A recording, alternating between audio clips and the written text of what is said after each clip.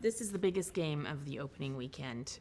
What are you excited for? What is it going to be like, and what does it mean for you to go out there and play in this huge matchup? Yeah, I'm just excited to get out there and play some football again. The boys and I, there's a lot of preparation that's gone into this, so it's just kind of time to put that preparation on display and just go out there and have fun and be with our brothers. A lot of new coaches, new staff. What is exciting about what Marcus Freeman has brought in here? Give me an example of something he's done that's really been impressive. Sure, he's kind of brought a new, breath of fresh air into the program. Notre Dame's still Notre Dame, but he's putting his own twist on it. And so just kind of bringing that excitement to practice every day, how we start meetings, kind of just being able to give that type of energy, it's just, makes our preparation that much better and makes people that much better in the long run.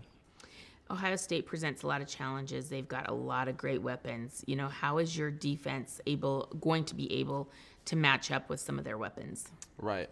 So Notre Dame, we're really smart guys. So we're trying to use, that to our ability, try to, be the most prepared, be the most ready for the weekend, and then, at the end, be relentless in our pursuit of trying to win this game. How important will it be to diagnose quickly and be on top of what they're doing quickly? Super vital, like in any game, but especially here with weapons like that can get out and be explosive pretty immediately. You have to be on top of it every play, every second, make sure we're good tacklers and just get after the ball. I know that Coach brought up to you guys in the team meeting that you're 17.5-point underdogs. How did that information sit with you, and how is he trying to motivate you guys? Yeah, it's just another chip on the table, right? I feel like, I've been here for 5 years, so a lot of times that's kind of how the media plays us, that we're kind of, always the underdogs. We're not. It's Notre Dame. They're always fumbling big games, but we're just out here preparing, and it's just more fuel to the fire. It's like I'm pretty sick of feeling that way, so I just want to go out and really, display well and represent Notre Dame in the highest light. What don't we know about this team that you're like, people need to know we're this? I haven't seen a team here in 5 years or any other team I've ever been a part of that's this close and that loves each other on this type of scale. Like, the totem pole goes this way. People really love each other. They can take criticism both ways.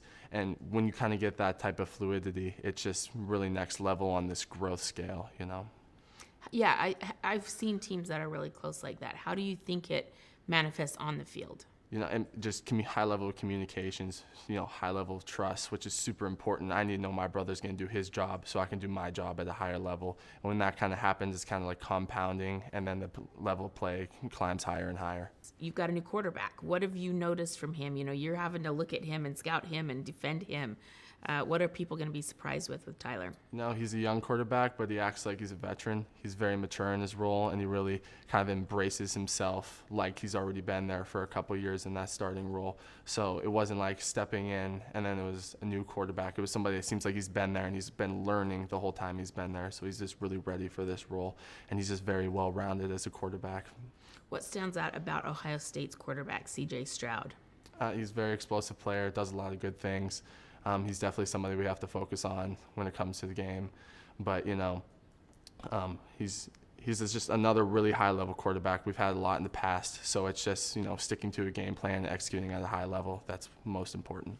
Beautiful. What is one of the things that your defense does really well that can make an impact against Ohio State's offensive team with a lot of weapons? I think we're really well communicators, which really cuts down on mistakes.